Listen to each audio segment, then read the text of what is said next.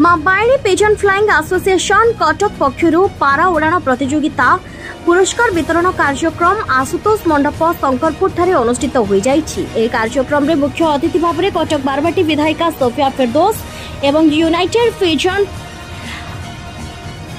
Association संपादक देवी प्रसाद मिश्र अतिथि भाव में जोग देथिले। प्रथम द्वितीय तृतीय स्थान अधिकार करिथिबा प्रतियोगी माननकु पुरस्कृत करा जायतिला।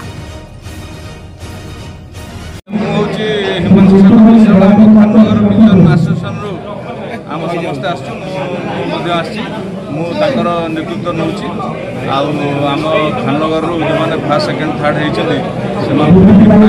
दि ये तो कटक भाईचारा सहर में पाराउड़ा बहुत पुराना पारा उड़ाणी अच्छा समस्त सम्मानित कटक कौच तो आमर 20 वर्ष है पारा प्रतियोगिता आरंभ होलरेडी चालू अच्छी ये आम कानू बाबू आम देवाशीष भाई अनुदान से भी सब वर्ष पारा प्रेमी पारा प्रतियोगिता आमको सहयोग अत्यंत बढ़ी था सब आमको फिजिकाली प्रेजेंस रुहति। तो यहाँ 2024 प्राइज डिस्ट्रीब्यूशन सेरेमनी होगी। तो यदि प्रथम द्वितीय तृतीय पुरस्कार ऑल पार्टिसिपेट बेस्ट ऑफियर एमती प्राइज दि जाए।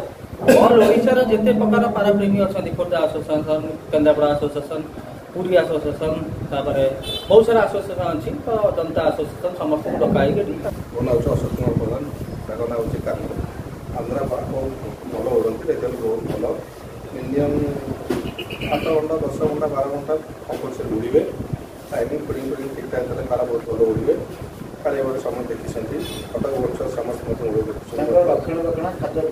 बहुत ट्रिटमेंट अच्छी खाया मांडिया बाजरा जुआर बहुत ट्रिटमेंट अच्छी मेडिसिन। जगन्नाथ मु देवाशीष सामंतराय नेताजी युवा बाहिनी प्रतिष्ठाता मते बहुत खुशी लगुच आज सब वर्ष परी मुझे मो सांग द्वारा आमंत्रित होची मंच को मते बहुत। कटक प्रताप चंद्र सेनापति रिपोर्ट उत्कल न्यूज।